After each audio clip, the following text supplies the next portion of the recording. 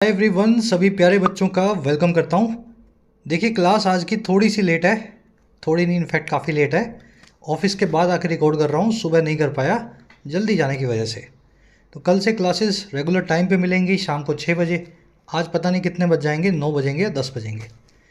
Article लिखा गया है ईरानियन प्रेसिडेंट के डेथ पे, जो आपने रिसेंटली सुना होगा, हेलीकॉप्टर क्रैश में इब्राहिम रईसी जो प्रेसिडेंट है ईरान के, वो मारे गए।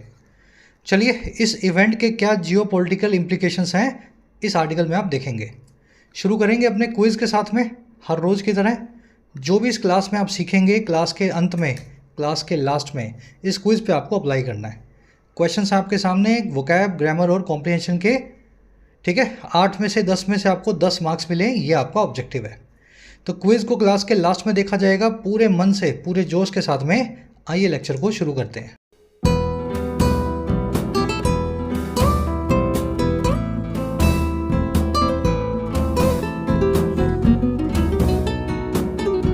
Alright, death of a president.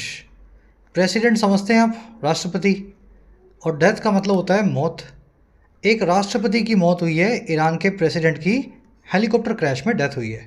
Simple सा टाइटल है। अब देखेंगे टाइटल पैराग्राफ क्या कहना चाह रहा है। Karachi change at the helm comes at a time of domestic and regional uncertainties. कह रहे जो चेंज आया, बदलाव आया है। बदलाव कैसे आएगा? प्रेसिडेंट जब चले गए तो उनकी जगह कोई और बैठेगा, नया प्रेसिडेंट मिलेगा ईरान को। कह रहे ये जो बदलाव आया है, और कहाँ पे? At the helm. हेल्म का मतलब होता है कमांड, चार्ज। जो चार्ज में या कमांड में बदलाव आया है ईरान में, ये आता है कम्स ऐसे एक वक्त पे, एट अ टाइम जो है डोमेस्टिक यानी कि अंदरूनी, और रीजनल अनसर्टेनिटीज़ का, इस पूरे रीजन में, मिडल ईस्ट में अनिश्चितताओं का। तो ईरान यहाँ लड़ा हुआ है इजराइल से, वहाँ इसके सऊदी से भी कुछ अच्छे रिलेशन नहीं है, अमेरिका ने सैंक्शंस ऑलरेडी लगा रखे हैं। तो डोमेस्टिक अगर घर में देखें तब भी इनके बड़ा तूफान मचा हुआ है, और रीजन में भी बहुत अनसर्टेनिटी से गुजर रहे हैं। ऐसे एक वक्त पे आया है बदलाव यहाँ के प्रेसिडेंट की जो है कुर्सी पे। समझ गए? मीनिंग समझे ना सेंटेंस का? चेंज की वर्ब है कम्स, सिंगुलर सब्जेक्ट और सिंगुलर वर्ब। पीछे एस लगा हुआ है, प्रेजेंट इंडेफिनिट टेंस है, तो एस लगा के आप सिंगुलर बनाते हैं। अब ये वर्ड कहाँ से बना? At the helm. देखिए, हेल्म जो है ना, इसका मतलब होता है लीश, या इसको ऐसा समझें, चलो दूसरे तरीके से समझाता हूँ।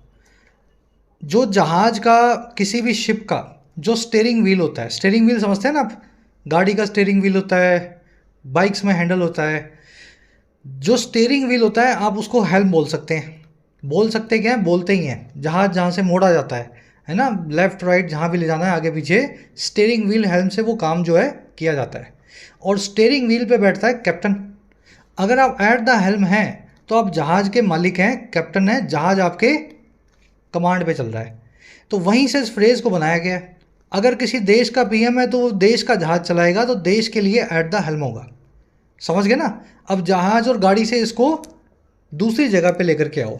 तो प्रेसिडेंट एट द हेल्म थे ईरान की अंदरूनी और बाहरी जो है पॉलिसीज़ के।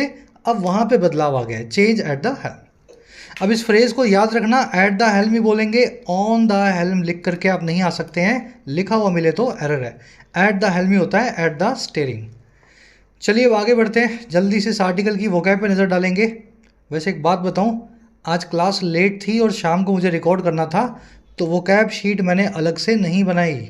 साथ ही साथ आपको सारी वोकैब करवा दूंगा, ताकि क्लास को मैं जल्दी पब्लिश कर सकूं 8-9 बजे के आसपास। जल्दी से एक लाइक दे दो इस बात पे, क्लास को एक शेयर दे दो।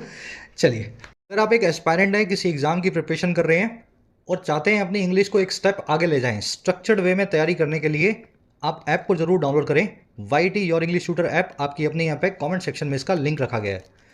एप्लीकेशन पे आपको मिलेंगे प्रीमियम कोर्सेज, नाम के प्रीमियम कोर्सेज हैं, फीस बहुत कम होती है, अफोर्डेबल होती है। राइटिंग के कोर्स में आप लिखना सीख सकते हैं किसी भी एग्जाम के लिए, ऐसे हो, प्रेसी हो, आंसर राइटिंग हो। इस कोर्स का फ़ायदा लेने के लिए इस कूपन को लगाएं, ताकि 499 में अफोर्डेबल कोर्स आपको मिल सके। 50 से 60 घंटे में आप इंग्लिश राइटिंग इस कोर्स की बदौलत सीख पाएंगे। इसी तरीके से आपको UPSC का कोर्स मिलेगा, पूरा माइग्रेशन करवाया जाता है आपको हिंदी मीडियम से इंग्लिश मीडियम में। सारे एस्पेक्ट्स यूपीएससी के कवर्ड हैं। 1350 का एक कोर्स है कूपन के साथ। इसमें सी साइड, answer writing, descriptive, vocab, grammar, हर पोर्शन कवर्ड है इन द कोर्स। इसी तरीके से ऐप पे आपको बैंकिंग और एसएससी के भी कोर्स मिलेंगे, जिसमें बैंकिंग एसएससी के सभी वैरायटी ऑफ क्वेश्चंस को सॉल्व करना, हैंडल करना आपको सिखाया जाता है। ऐप का लिंक कमेंट सेक्शन में है। कोई भी क्वेरी हो, ये नंबर पे आप व्हाट्सएप से टीम से जुड़ सकते हैं और अपनी क्वेरीज को पूछ सकते हैं। शुरू करते हैं। एक समरी आपको दें। समरी बड़ी सी समझ में आ रही होगी आपको देख के। हेलीकॉप्टर क्रैश में रईसी मारे गए।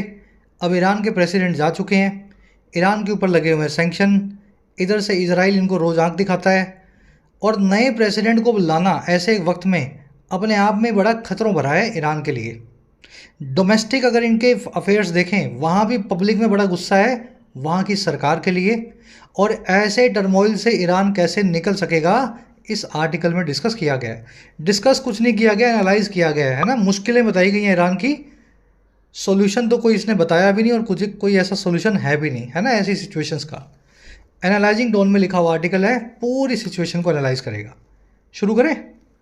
The death of Iran's 8th president Ibrahim Raisi and foreign minister Hussain अमीर अब्दुल्लाहिन in a helicopter crash in northwestern Iran amid bad weather has sent shockwaves across West Asia।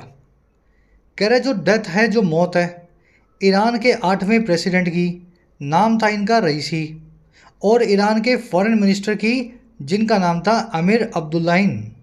कह रहे इन दोनों लोगों की जो डेथ है ना, जो मौत है, और कहाँ हुई, कोमा के बीच में बताएगा। एक हेलीकॉप्टर क्रैश में हुई नॉर्थ वेस्टर्न ईरान में, उत्तरी पूर्वी ईरान के हिस्सों में। और ये हुई अमिड, इस चीज़ के बीचों बीच जो थी बैड वेदर, यानी कि ख़राब मौसम। कह रहे जो डेथ है ना इन दोनों की, इसने सेंड कर दिया है, भेज दिया है शॉक वेव्स को पूरे वेस्ट एशिया रीजन में। अब ये क्या होती हैं शॉक वेव्स? जब भूकंप आता है ना, अगर आप उसके एपिसेंटर से बहुत दूर हैं, मान लीजिए भूकंप आया दिल्ली में, आप बसे हुए हैं कहीं पे बेंगलुरु में, बेंगलुरु तो ज़्यादा दूर हो जाएगा, मान लो ग्वालियर में आप, ठीक है। तो दिल्ली से ग्वालियर में भूकंप से कोई ज़्यादा नुकसान नहीं होगा, लेकिन ज़मीन हिलने से एक शॉक वेव निकलेंगी, ये ग्वालियर तक आपको फील हो सकती हैं। समझ पा रहे हो शॉक वेव्स क्या होती हैं? ऐसे ही शॉक वेव्स आपको जब कोई एक्सप्लोजन होता है तब भी होता है। जैसे एक्सप्लोजन हुआ आपके घर से 1 किलोमीटर दूर, कोई बॉम्ब फटा, लेकिन आपके घर की खिड़कियाँ फिर भी टूट जाएंगी। तो एक झटके को बोलते हैं शॉक वेव, जो भूकंप से और एक्सप्लोजन से निकलता है, विस्फोट से निकलता है, ठीक है ना। वो घर की खिड़कियाँ 1 किलोमीटर दूर क्यों टूट रही हैं? भूकंप से एक शॉक वेव निकली है या विस्फोट से, और उसकी वजह से उसका इफेक्ट पड़ रहा है। तो ऐसी ही कुछ शॉक वेव्स, कुछ भूकंप के झटके पूरे वेस्ट एशिया में आ गए हैं ईरान के प्रेसिडेंट की डेथ के बाद। डेथ की वो है सेंड शॉक वेव्स, यानी कि झटके डालना, झटके मारना, ऐसा समझ लो। बड़े आगे, वेस्ट एशिया एक जोग्राफिकल रीजन है, डब्ल्यू बड़ा ए बड़ा, याद रखें। जोग्राफिकल रीजन्स के आगे कभी भी द का इस्तेमाल नहीं किया जाता, पता होगा ना आपको। लेकिन मिडल ईस्ट के आगे, फिर सुन लेना, मिडल ईस्ट के आगे द लगता है। कैसा, ऐसा क्यों हो रहा है? चलो बता देते हैं आपको। देखिए वेस्ट एशिया जो है ना, ये एशिया एक कॉन्टिनेंट से बना हुआ वेस्ट पार्ट है, एक रियल जोग्राफिकल लोकेशन है। लेकिन मिडल ईस्ट कोई जोग्राफिकल लोकेशन वैसे नहीं है। ईस्ट कहाँ पे है भाई? कौन सा कॉन्टिनेंट है ईस्ट? कोई कॉन्टिनेंट है क्या ईस्ट? मिडल ईस्ट बोला जाता है यूरोप के और अफ्रीका के संगम को, ऐसा समझ लो। मिडल का पार्ट है और ईस्ट की तरफ है, वेस्ट की तरफ नहीं है। तो ये एक जोग्राफिकल लोकेशन है जो इमेजनरी है, जो हमने अपने दिमाग में बनाई हुई है। अब आप ऐसे बोलो मुझे मिडिल ईस्ट की फ़्लाइट लेनी है, तो कहीं से नहीं मिलेगी आपको मिडिल ईस्ट की फ़्लाइट। आपको बोलना पड़ेगा सऊदी की चाहिए, यूएई की चाहिए, ओमान की चाहिए, कहाँ जाना है आपको।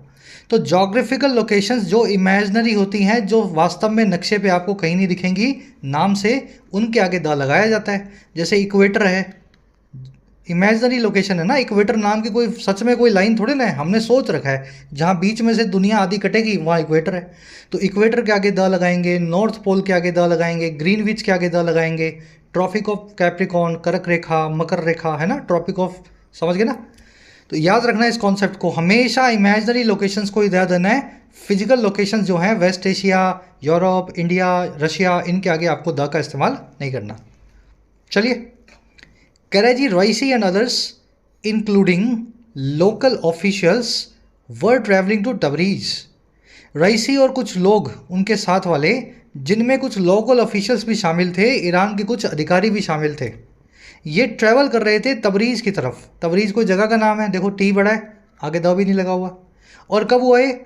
After inaugurating a dam with Azerbaijan president Ilham Aliyev. Inaugurate करने के बाद में, रिबन काटने के बाद में, लॉन्च करने के बाद में एक डैम को, एक बांध को अजरबैजान के प्रेसिडेंट के साथ मिलकर के, जिनका नाम था ये। और कह रहा है ये कहाँ हुआ? ये हुआ on the country shared border when his chopper went down in Iran's east Azerbaijan province. ये तबरीज जो है, ये जो इनाग्रेशन हुआ है, ये दोनों कंट्रीज़ के शेयर्ड बॉर्डर पे हुआ है, मिले जुले बॉर्डर पे हुआ है। और जब उनका चॉपर वेंट डाउन कर गया, जा गिरा ईरान के ईस्ट अजरबैजान प्रोविंस में। समझ गए? तो ये ईरान है, ये अजरबैजान है। बॉर्डर के ऊपर कोई डैम था, दोनों प्रेसिडेंट यहाँ आए अपने अपने चॉपर से, अपने अपने हेलीकॉप्टर से, चॉपर मतलब हेलीकॉप्टर। जब ये जा रहे थे वापस तबरीज़ की तरफ, तो क्या हुआ? हादसा हो गया। चलिए, सेंटेंस समझ में आ गया ना? रईसी एंड अदर्स की वर्ब है वर ट्रैवलिंग, चॉपर की वर्ब है went down, go down, went down यानी जा गिरना, क्रैश हो जाना किसी भी चीज़ का। कंट्रीज़ के आगे अपोस्ट्रोफी क्यों लगा है, बता सकते हो आज? मैंने तो ऐसे देखा है, कंट्री COUNTRY और फिर इसके आगे S देखा है। यहाँ पे ऐसा क्या बन पड़ा कि IES लिख करके प्लूरल बना करके इसके आगे ये अपोस्ट्रोफी का साइन लगाना पड़ा। आज करवाऊंगा नहीं, बहुत अच्छे से करवा चुके हैं, 50 बार करवा चुके हैं जो बच्चे क्लास में रेगुलर हैं। अब आते ही वीक में 2 दिन हो तो सारे कॉन्सेप्ट कैसे हो जाएंगे आपके? रेगुलर रहो, 20-50-100 क्लासेज लो, रीडिंग भी आएगी, है ना? चलो कमेंट्स में डालना जिन बच्चों को अच्छे से आता है। कह रहे जी Raisi a conservative cleric rose to power in 2021। ये जो रईसी नाम के इंसान थे जिनका भी क्रैश हुआ है, ये कंजर्वेटिव क्लरिक थे। क्लरिक कौन होता है? A religious leader. हिंदुओं में है तो पंडित ब्राह्मण, मुस्लिम में है तो मुल्ला, समझ गए ना? क्रिश्चियन में है तो पोप। ये कंजर्वेटिव यानी दकियानूसी धर्म के हिसाब से, समझ गए ना? राइट विंग वाले, एक राइट विंग वाले क्लरिक थे। कह रहे ये रोज टू पावर हुए, ये पावर में ऊपर ऊंचे हुए, रोज टू पावर होना यानी पावरफुल बनना 2021 में। और कब? After 8 years of rule by moderate president Hasan Rouhani. 8 साल के रूल के बाद में, राज के बाद में, जो मॉडरेट प्रेसिडेंट हसन रूहानी का था। मॉडरेट का मतलब समझते हैं? समभाव वाले, ना राइट विंग ज़्यादा ना लेफ्ट विंग, बिल्कुल सेंट्रिस्ट से, ना कंजर्वेटिव ना लिबरल, बिल्कुल सेंट्रिस्ट से। तो हसन रूहानी के 8 साल के कार्यकाल के बाद 2021 में ये रोज टू पावर हुए, प्रेसिडेंट बने। अब ये रूहानी कौन है? देखो कॉमा लगा के रूहानी के बारे में एडिशनल इंफॉर्मेशन दी है और हु का इस्तेमाल किया है। आपको पता है हु का इस्तेमाल किया जाता है प्रॉपर नाउंस के लिए। कह रहे जी वो रूहानी हैं who signed the 2015 nuclear deal with the US and other world powers, जिन्होंने साइन किया था 2015 की ईरान न्यूक्लियर डील को अमेरिका और दूसरी दुनिया की ताकतों के साथ। सेंटेंस समझ में आ गया? चलिए, रईसी की वर्ब है रोज। रोज टू पावर एक फ्रेज होता है, शक्तिशाली बनना, पावर में आना, है ना? कुर्सी हासिल करना। क्लरिक मैंने आपको बता दिया, इसको क्लर्जी भी बोलते हैं। Cleric and clergy religious leader को बोलते हैं, मुस्लिम को मुल्ला को, या हिंदू में किसी ब्राह्मण को, पंडित को। चलिए, हु आया रूहानी के लिए, हु की वर्ब है साइंड। कह रहे जी Mr Rouhani's promise of change and prosperity through dialogue did not materialise. कह रहे ये जो रूहानी साहब थे, 8 साल जो राज करके गए ईरान पे, इनका जो वादा था, प्रॉमिस था, बदलाव का यानी चेंज का, और प्रोस्पेरिटी का यानी कि संपन्नता का। प्रोस्पेरिटी समझते हैं? सब लोग खाना खाएं, अच्छे से रहें, GDP पर कैपिटा इंक्रीज हो। इनके ये सारे वादे जो हैं, और ये कैसे? डायलॉग के जरिए, बातचीत के जरिए। ये सारे जो प्रॉमिस थे कि डायलॉग के जरिए मैं ये करके दिखाऊंगा, ये मटेरियलाइज कभी हुए ही नहीं, ये साकार कभी हुआ ही नहीं। मटेरियलाइज होना, किसी चीज़ का सच बनना, मटेरियल बनना। तो रूहानी के सारे वादे जो हैं 8 साल में वो पूरे नहीं कर पाए। और क्यों नहीं हो पाया, ये किसकी वजह से नहीं हो पाया भाई? एज लगा के बता रहा है, कह रहा है एज, क्योंकि the then US president Donald Trump scuttled the deal in 2018। क्योंकि तब जो यूएस प्रेसिडेंट थे डोनाल्ड ट्रंप, जिनका नाम था, तब थे ना, आज नहीं है, तो देन लगा के हमने बताया। उस वक्त के जो यूएस प्रेसिडेंट थे ट्रंप, उन्होंने सबटाज कर दिया ईरान की इस डील को 2018 में। सबटाज करना समझते हैं आप? पानी फेरना, किसी चीज़ को बर्बाद करना।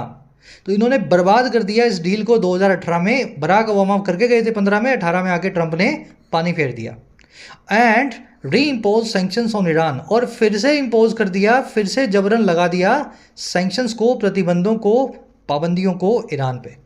तो ईरान हमेशा सैंक्शंस के अंडर में रहता था। रूहानी ने बराक ओबामा से मिल के बात की कि हम कोई बम नहीं बनाएंगे, न्यूक्लियर बॉम्ब, हमारे सैंक्शंस निकाल दो। 2015 में इन्होंने डील भी साइन की, सैंक्शंस हट भी गए। लेकिन रूहानी का ये सपना सपना ही रह गया। जैसे ही ट्रंप आए, ट्रंप ने इस डील को कैंसिल किया, बोले हम तो फिर लगाएंगे, हमें आप पसंद नहीं हो। प्रॉमिस की वर्ब है डिड नॉट मटेरियलाइज, मटेरियलाइज होना, किसी चीज़ का साकार होना। प्रेसिडेंट ट्रंप की वर्ब है सबोटाज, सबोटाइज करना यानी किसी चीज़ को कमज़ोर बनाना, गिराना, पानी फेरना, बर्बाद करना। आपने कोई काम किया और कोई पानी फेर गया तो आपके काम को सबोटाज कर गया। कमज़ोर बनाने को अंडरमाइन करना भी बोलते हैं। अच्छे से वर्ड आपको करवाया हुआ है। माइन यानी सुरंग, अंडर मानी नीचे। आप जहाँ खड़े हो, आपके नीचे सुरंग खोद दें तो कहाँ जाओगे? नीचे जाओगे ना सुरंग के। यानी किसी को गिराना, अंडरमाइन करना, कमज़ोर बनाना, ऐसे इसको याद रखें। प्रेसिडेंट ट्रंप की वो है दूसरी, रीइम्पोज्ड, इम्पोज करना यानी जबरन किसी गलत चीज़ को लगाना, पाबंदी को, फाइन को, पनिशमेंट को।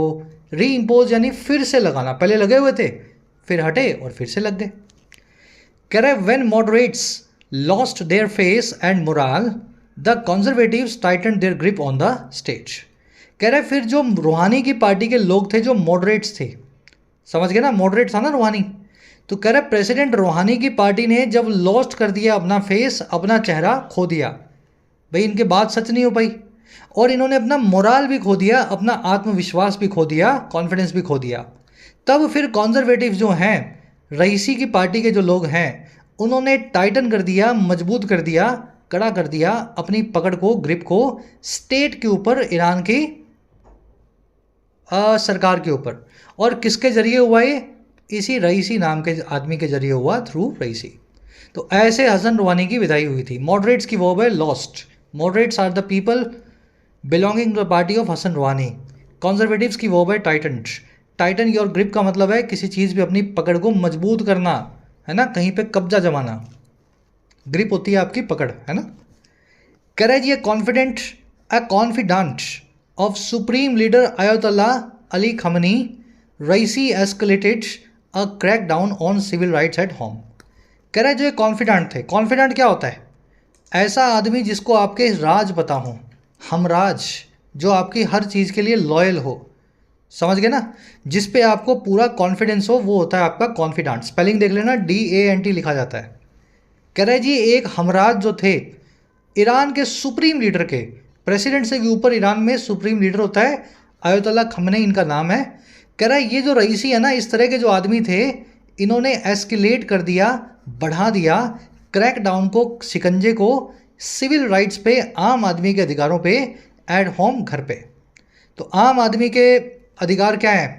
कहीं भी जा सकूं, कहीं भी रह सकूं, किसी से भी मिल सकूं, शादी कर सकूं, ये सारे सिविल राइट्स के ऊपर क्रैकडाउन किया रईसी ने in the name of religion. और फिर क्या किया इन्होंने? Strengthen Iran ties with Russia and China. Strengthen कर दिया, मजबूत कर दिया ईरान के जो टाइज को रशिया और चाइना नाम के इन देशों के साथ। और फिर क्या किया?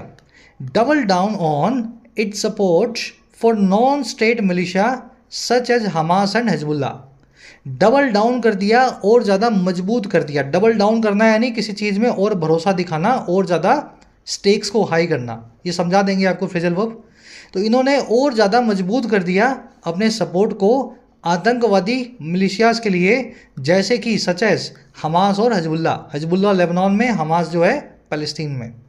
और फिर क्या किया, एंड लगा के बता रहा है लास्ट में इन्होंने, and expanded Iran's nuclear programme, इन्होंने ईरान के न्यूक्लियर बॉम्ब बनाने के प्रोग्राम को और आगे बढ़ाया, एक्सपेंड किया। तो ये सारे काम रईसी ने किए, ठीक है। सिविल राइट्स को इन्होंने क्रैकडाउन किया। मासा अमीनी का आपने केस सुना होगा, है ना, जो बुर्का नहीं पहनी हुई थी और हिजाब के बिना खुले बाल पहन के घूम रही थी, उसको मार मार के जो है पीट के मार डाला ईरान की पुलिस ने। तो वो वाला केस है सिविल राइट्स वाला। इन्होंने सारे सिविल राइट्स को कुचलने की कोशिश की रईसी ने अपने देश में। ईरान के रिश्तों को रशिया चाइना से अच्छा कर दिया, बहुत ज़्यादा मजबूत बना दिया अपने सपोर्ट को आतंकवादी मिलिशियाज के लिए, ग्रुप्स के लिए, हमास हजबुल्ला के लिए, और न्यूक्लियर प्रोग्राम को आगे बढ़ाया, न्यूक्लियर बॉम्ब को और आगे बनाने का काम किया। रईसी की चारों वर्ब्स हैं, ऑफ कोर्स आप समझ चुके होंगे। एस्केलेटेड बढ़ाना इंटेंसिटी, स्ट्रेंथन्ड मजबूत करना, डबल डाउन किसी चीज़ में और भरोसा जताना और ज़्यादा मजबूती लाना, एक्सपेंडेड यानी आगे बढ़ाना, बड़ा करना। चलिए अब ये डबल डाउन ऑन, ये फ्रेजल वर्ब क्या होती है समझा दें आपको। उससे पहले इस वर्ड को देखो, मोराल। अगर इस वर्ड के आगे का मैं ई निकाल दूं तो क्या बन जाएगा, मॉरल। मॉरल का मतलब होता है आपके नैतिक मूल्य। मॉरल साइंस यानी नैतिक साइंस, नैतिक शिक्षा, समझते हो ना। ज़िंदगी में हर आदमी कुछ मॉरल्स होते हैं, तो वो मॉरल है, मॉरल आपके वैल्यूज़ वाला। लेकिन ये जो मोराल वर्ड है ना, मोराल, इसका मॉरल से कोई कनेक्शन नहीं है। आगे ई लगने के बाद ये वर्ड जब मोराल बनता है, इसका मतलब हो जाता है आपका कॉन्फिडेंस, आपके अंदर का, समझ गए ना, भरोसा। दोनों अलग वर्ड्स हैं, मॉरल मोराल, ध्यान रखना, कभी भी क्वेश्चन आए आपको सॉल्व कर लेना है। अब आ जाओ मेन मुद्दे पे, जो मैंने आपसे पूछा। क्या पूछा था मैंने, डबल डाउन। देखिए अगर आपने कभी ताश वाश खेली हो, देखो मैंने तो ज़्यादा खेली नहीं है, हल्का फुल्का मुझे आइडिया है। आप जब खेलते हैं ताश और कुछ स्टेक्स लगाते हैं, आसान भाषा में बोलें तो जुआ खेलते हैं। आपने अगर 100 रुपये का जुआ खेला और पत्ते ऐसे आ गए, आपका मन ललचा गया, यार 1000 रुपये का खेल लेता, तो आप क्या करेंगे। कुछ गेमों में ऐसा होता है कि आप अपनी शर्त को दूना कर सकते हैं, जैसे 3 पत्ती पोकर वोकर में कुछ लोग करते हैं, है ना। तो आप 100 को 200 कर देंगे और 200 रुपये रख देंगे सामने टेबल पे, डबल डाउन कर देंगे। पत्तों पे पूरा विश्वास है आपको, मेरे पत्ते में सारे अच्छे अच्छे जो हैं, मेरे पास कार्ड्स आ चुके हैं, I will win the game. तो आप double down on your cards करते हैं, अपने भरोसा जता के पत्तों में शर्त को दुगना कर देते हैं। वैसे ही जीवन में किसी भी चीज़ पे अगर आप डबल डाउन करेंगे, उसमें अपना भरोसा दिखा करके आप उस चीज़ को सपोर्ट करते हैं, ठीक है। Double down on your studies, double down on your words, जो भी चीज़ आप बोल रहे हैं, कर रहे हैं। चलिए आगे बढ़ते हैं। ये फ्रेजल वर्ब मैंने आज आपसे क्विज में पूछी है। कैराजी इन 3 years ही emerged as one of Iran's most powerful man.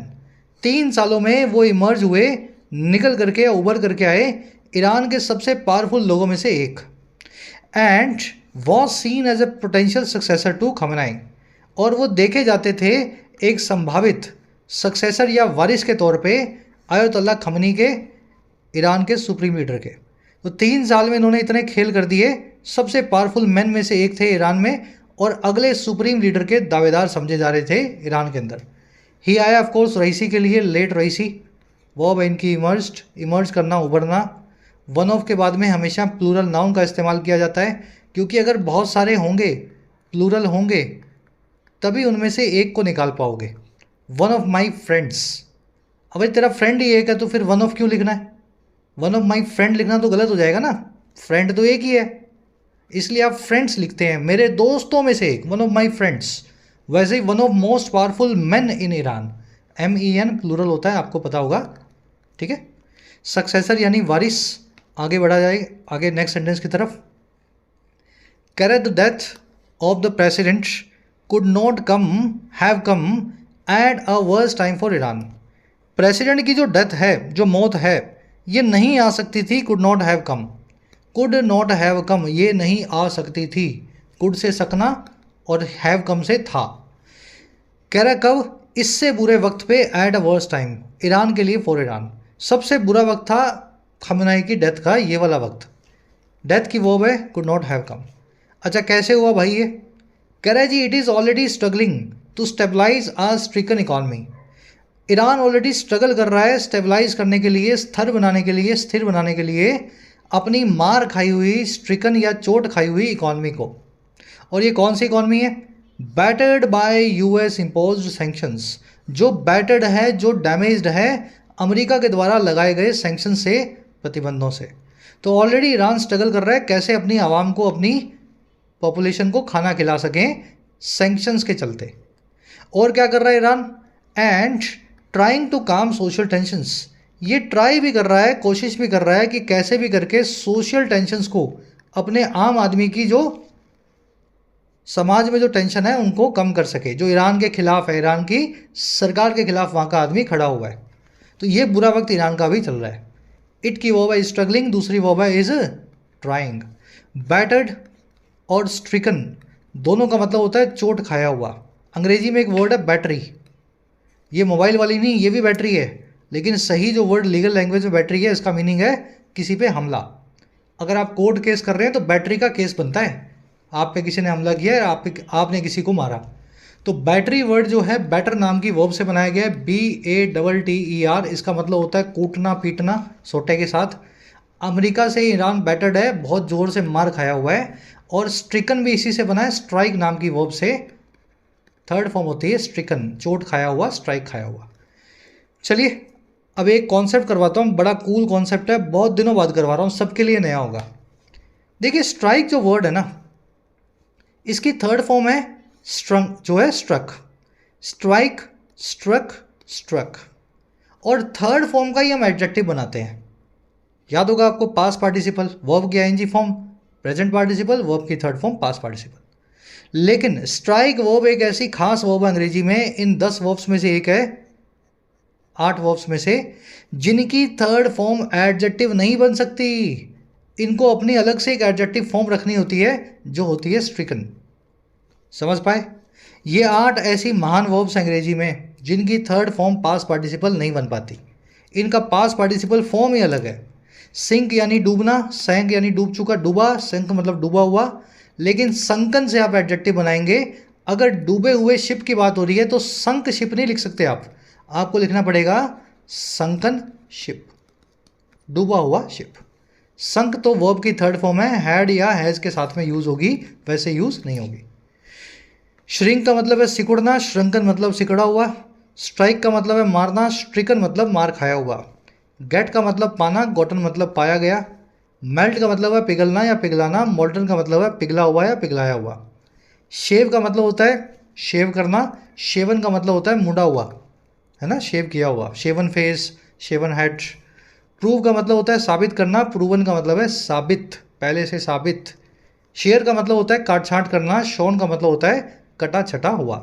जो भेड़ के अगर बाल वाल काटते हैं ना, ऊन बनाते हैं, तो वो शेयर नाम की वर्ब से होता है। या किसी भी चीज़ में काट छाँट करते हैं तो शेयर, और शॉन से बनेगा कटा छटा। याद रहेगा ये कॉन्सेप्ट। अब प्रैक्टिकली बताता हूँ क्वेश्चंस कैसे मिलेंगे। The whole world offered assistance to the pandemic struck nation. पूरी दुनिया ने ऑफर किया असिस्टेंस को, हेल्प को, पैंडमिक से मार खाई हुई नेशन को। नेशन के लिए एक एडजेक्टिव है पैंडमिक स्ट्रक, और स्ट्राइक वर्ब की थर्ड फॉर्म होती है स्ट्रक, लेकिन एडजेक्टिव फॉर्म होती है स्ट्रिकन। तो पैंडमिक स्ट्रक यहाँ पे गलत हो जाएगा, आपको लिखना पड़ेगा स्ट्रिकन। समझ गए? The man with a shaved head had shaven his beards too. आदमी जिसका सर मुंडा हुआ था, हेड शेव था, उसने शेव कर दिया अपनी दाढ़ी को भी, बेड को भी।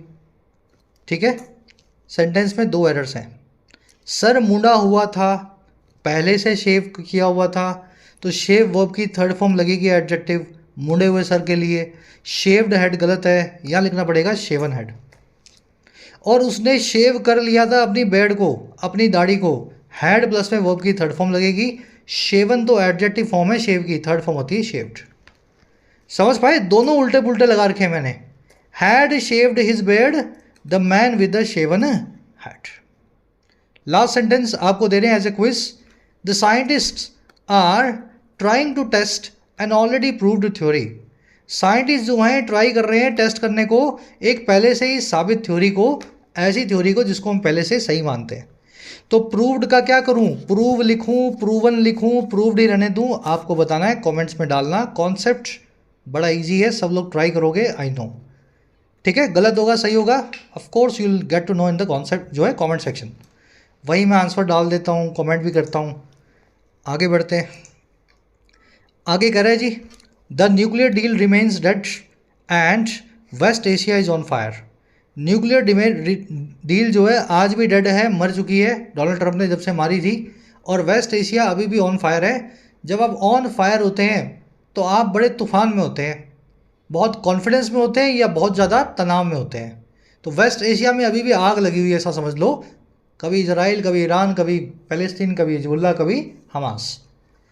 In April, Raisi oversaw an unprecedented attack on Israel following Israel's strike on the Iranian consulate in Damascus. कह रहा है जी अप्रैल में ही रईसी ने ओवरसी किया, वर्ब की सेकंड फॉर्म लगाइए ओवरसॉ। ओवरसी करना यानी किसी चीज़ के ऊपर खड़ा होकर के उसकी निगरानी करना, मॉनिटर करना, उस चीज़ को सुपरवाइज करना। रईसी ने खुद पर्सनली सुपरवाइज किया, ओवरसॉ किया एक अभूतपूर्व अटैक को, अनप्रेसिडेंटेड, जिसका कोई प्रेसिडेंट या मिसाल ना हो, अभूतपूर्व हो। और ये अटैक था इजराइल पे। और ये कब हुआ था? फॉलोइंग यानी बाद में इजराइल की स्ट्राइक के, इजराइल के हमले के, जो था ईरान के कॉन्सुलेट पे, दूतावास पे, दमिश्क में, सीरिया में। तो इजराइल ने इनके दूतावास पे, कॉन्सुलेट पे हमला किया और इन्होंने इजराइल पे कर दिया। अटैक अनप्रेसिडेंटेड था, बहुत बड़े लेवल का था, हालांकि कुछ भी नहीं था, अगर आप टेक्निकली देखो तो वो अटैक था ही नहीं, है ना। रईसी की वर्ब है ओवरसॉ, फॉलोइंग यानी बाद में, अनप्रेसिडेंटेड यानी जिसका कोई प्रेसिडेंट या मिसाल ना हो, जो अपने आप में अनपैरेलल्ड हो, अनमैच्ड हो, नेवर हैपेंड बिफोर हो, है ना, अभूतपूर्व। कह रहे जी Israel's meek response avoided an all out war. कह रहे जब इजराइल पे हमला हुआ ईरान का, तो फिर इजराइल का जो रिस्पॉन्स आया जो कि मीक था, मीक मतलब शांत, चुप्पी वाला, बिना गर्मजोशी के। तो इजराइल का जो बिना गर्मजोशी का रिस्पॉन्स था इस अटैक के सामने, ईरान के सामने, उस रिस्पॉन्स ने अवॉइड कर दिया एक full fledged, full scale, all out war को इन दोनों कंट्रीज़ के बीच। नहीं तो इजराइल ढंग से हमला करता तो फिर ढंग से वॉर भी हो जाती। कह रहा बट टेंशंस रिमेंड हाई, लेकिन टेंशंस फिर भी हाई थी, इनफैक्ट आज भी हाई है। रिस्पॉन्स की वर्ब है अवॉइडेड, ऑल आउट यानी एकदम full fledged, full scale, tensions की वर्ब है रिमेंड। कह रहा है जी in recent years Iran has also lost key officials. पिछले कुछ हाल के सालों में ईरान साथ ही साथ लूज़ कर चुका है अपने कई महत्वपूर्ण अधिकारियों को। कोई न्यूक्लियर प्रोग्राम चला रहा था, कोई विदेश मिनिस्ट्री में काम करता था, है ना, एक एक करके सब मारे जा रहे हैं, कुछ ही सालों में ऐसा हुआ है। In the deaths of Raisi and Amir Abdollahian, the Islamic republic has lost and experienced crisis hardened cleric administrator and a season diplomat. कह रहा है जी इस डेथ्स में, मौतों में, एक तो रईसी की और एक उनके विदेश मंत्री अमीर की। कह रहा है इनकी मौतों में ना, इनकी मौतों के अंदर ईरान रिपब्लिक जो है, इस्लामिक रिपब्लिक जो है ईरान, लूज़ कर चुका है एक बहुत ही एक्सपीरियंस्ड और एक ही वक्त के साथ पके हुए, क्राइसिस हार्डन्ड, ऐसा आदमी जिसने क्राइसिस देखे हैं और हार्ड हो चुका है, वक्त के साथ पक चुका है, समझ गए ना, मेच्योर हो चुका है। तो इन्होंने खो दिया एक बहुत ही तजुर्बेदार, मजबूत और क्लरिक एडमिनिस्ट्रेटर को, रिलीजियस लीडर को, और एक सीजन डिप्लोमेट को, एक ऐसे कूटनीतिज्ञ को, डिप्लोमेट को जो सीजन था, जो बड़ा एक्सपीरियंस था।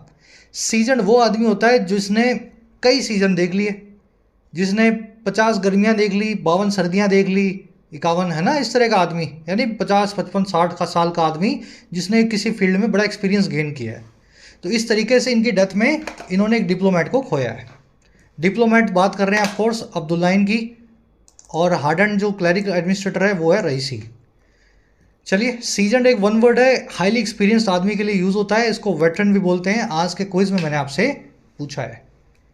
कह रहे जी it is understandable that Iran would need time to get over the shock. ये अंडरस्टैंडेबल है, हम समझ सकते हैं कि ईरान को वक्त चाहिए होगा, ईरान वुड नीड टाइम, कि वो गेट ओवर कर सके, ओवरकम कर सके, पीछे छोड़ सके इस शॉक को, इस धक्के को, इस झटके को। That it is a now, और वो झटका जिसके अंदर अभी ये है रईसी की मौत के बाद। तो हम समझ सकते हैं कि ईरान को टाइम जरूर लगेगा गेट ओवर करने में। Get over something, move over something, किसी चीज़ को पीछे छोड़ना, उससे ओवरकम करना, उस चीज़ को समझ गए ना, उस चीज़ को हैंडल करना। कह रहे जी given the political tensions crisis that could also fuel conspiracy theories. कह रहा जी गिवन यानी देखते हुए जियो पॉलिटिकल टेंशंस को, इस पूरे रीजन में इंटरनेशनल तनाव को, कह रहा है उस तनाव को देखते हुए ना रईसी की मौत साथ ही साथ फ्यूल कर सकती थी, ईंधन दे सकती थी, आग लगा सकती थी कॉन्स्पिरेसी थ्योरीज में, षड्यंत्र की कहानियों में। टेंशन बहुत है, हर आदमी यही सोच रहा है कि ईरान को ज़रूर इजराइल हमला करता है तो जो है इजराइल ने मरवाया होगा, है ना, इनके रईसी को, या डोनाल्ड ट्रंप अमेरिका जो है वहाँ पे बाइडन है उन्होंने मरवाया होगा। तो ऐसी कॉन्स्पिरेसी थ्योरीज को बड़ी हवा मिल रही है, फ्यूल मिल रहा है इन टेंशंस की वजह से। कह रहा है जी which could further inflame the region, और ये वही चीज़ है जो और आगे इन्फ्लेम कर सकती है, आग लगा सकती है, लपटों में ला सकती है, फ्लेम्स में, इस पूरे रीजन को। सेंटेंस समझे? डेथ की वर्ब है कुड फ्यूल, फ्यूल करना किसी चीज़ में, ईंधन झोंकना, फ्यूल समझते हैं ना आप। कॉन्स्पिरेसी थ्योरी यानी षड्यंत्र की कहानियाँ। विच की वर्ब है कुड इन्फ्लेम, इन्फ्लेम करना यानी आग भड़काना, फ्लेम्स मिलाना किसी चीज़ को।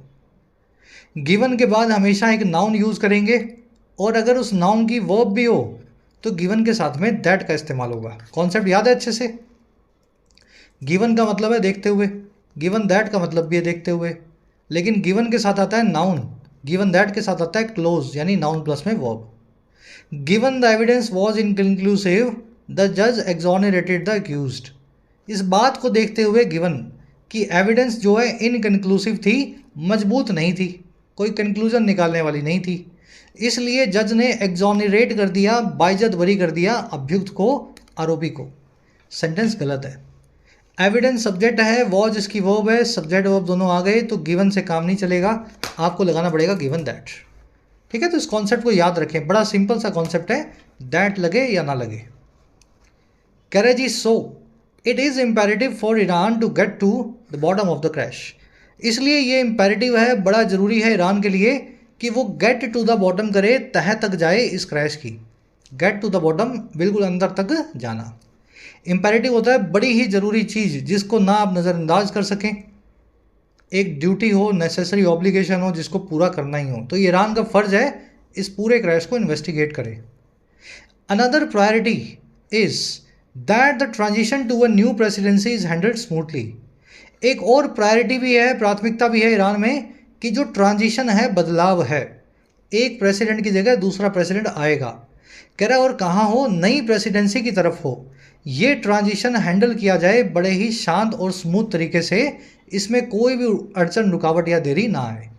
मतलब इनकी जगह नया प्रेसिडेंट आना चाहिए, बहुत जल्दी आना चाहिए। प्रायोरिटी की वर्ब है इस, ट्रांजिशन की वर्ब है इस हैंडल्ड।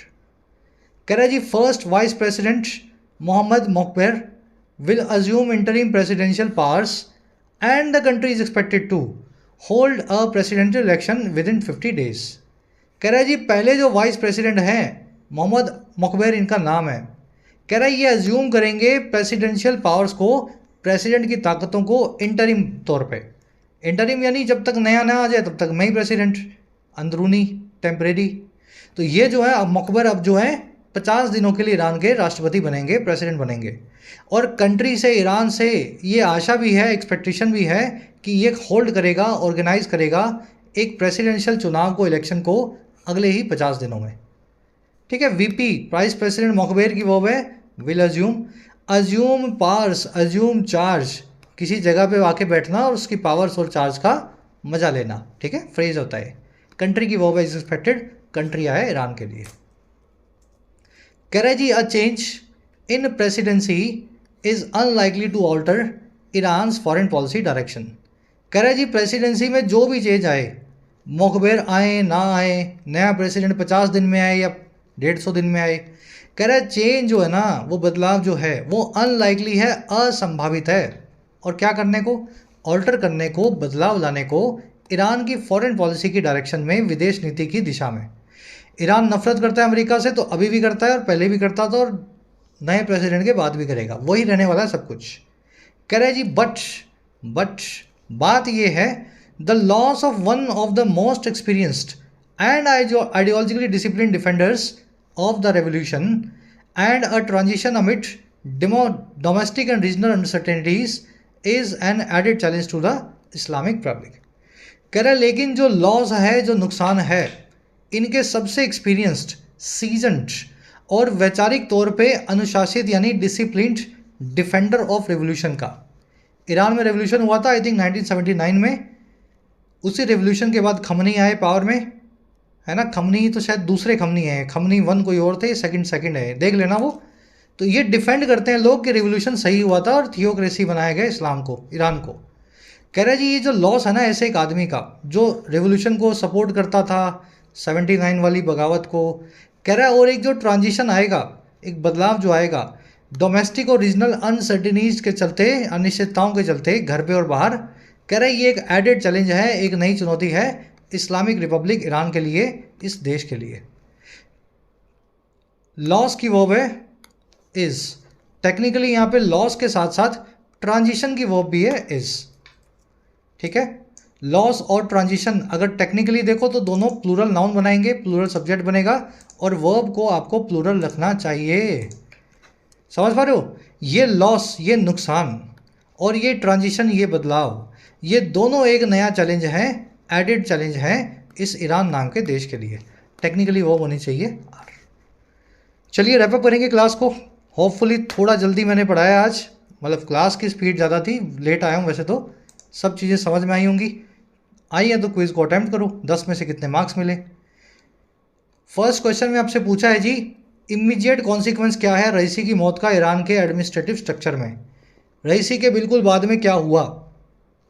सुप्रीम लीडर खमनाई खुद प्रेसिडेंट बन गया, वाइस प्रेसिडेंट मकबर जो है वो इंटरिम प्रेसिडेंट बना, नया प्रेसिडेंट फटाफट इलेक्ट हो गया, या मिलिट्री ने ही कब्जा लिया ईरान को, जैसा कि आप जो है म्यांमार में देख रहे हैं।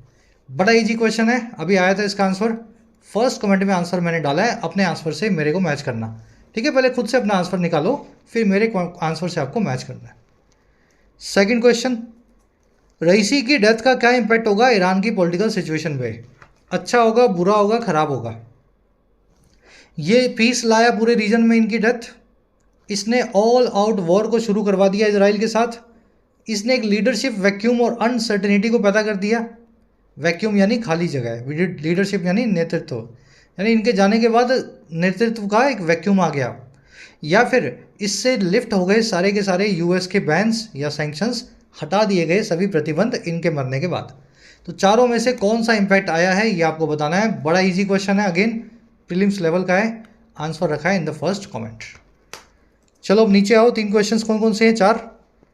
पहले फ्रेज पूछा एट द हेल्म, हेल्म मैंने आपको बताया था जहाज का स्टेयरिंग, वहाँ से बताना है इसका मीनिंग। सैबोटाज का मीनिंग पूछा आपसे, इनॉग्रेट, अंडरमाइन या अनप्रेसिडेंटेड। सैबोटाज वर्ड मैंने आपको करवाया था। Double down on something, phrasal verb पूछी है, अगेन ज्वारी से और पत्तों से, 3 पत्ती से इसको जोड़ना है ना। इम्पेरेटिव का मीनिंग पूछा है, इस वर्ड का क्या 1 वर्ड का मीनिंग है। और लास्ट में एक कोई आदमी जो किसी फील्ड में बड़ी महारत पा चुका हो, बड़ा एक्सपीरियंस्ड हो, तो उसको कौन से एक सिंगल वर्ड से बता सकते हैं। 2-3 1 वर्ड्स करवाए थे, जो भी आंसर रखेंगे वो आंसर सही हो जाएगा। लास्ट में 3 एरर्स हैं। फर्स्ट एरर आपको मिलेगी इस वर्ड के आसपास, सेकेंड एरर आपको मिल सकती है इस वर्ड की वजह से, ठीक है, फ्रेज की वजह से, और थर्ड मिलेगी आपको मेल्टेड वैक्स के आसपास। वैक्स मतलब मोम, मेल्टेड मतलब पिघला हुआ, तो पिघले हुए मोम की तरह, like melted wax under intense heat. समझदार को इशारा काफ़ी है, कॉन्सेप्ट जो आपने सीखा था वही अप्लाई होगा। आंसर सभी फर्स्ट कमेंट में अगेन डाल दिए, बता रहा हूँ आपको at the cost of repeating my self. Out of 10 कितने मार्क्स मिले मेरे आंसर से अपने चेक करके बताना। और क्लास कैसी लगी, ये सिंपल एडिटोरियल था आज का। वीक में कोशिश कर रहा हूँ ऐसा एक ज़रूर रखूँ जिसमें सब लोग पढ़ सकें बराबर आकर के। तो रखा जाए या ना रखा जाए, पूरी क्लास देखने वाले बच्चे बता दिया करो सर पूरा देखा पीडी, और यही करो, आगे भी कंटिन्यू करो पीडीआई, है ना। इंटरेस्टिंग लगा मुझे पीडीआई। ये आपका वोट देने का तरीका है। कल आपसे लेंगे मुलाकात कल की क्लास में। जिन बच्चों को कोर्सेज़ की ज़रूरत है, एक्स्ट्रा क्लासेस की ज़रूरत है, you can take the benefits of the courses. Application को डाउनलोड करें, YT ऐप को, आपको राइटिंग का, SSC का और बैंकिंग का, इनफैक्ट UPSC का भी कोर्स मिल जाएगा। अफोर्डेबल कोर्सेज है, मेहनत करना चाहते हैं तो ऐप को डाउनलोड करें, कमेंट सेक्शन में लिंक रखा गया है, you can take the benefits. चलिए, अंटिल देन साइनिंग आउट।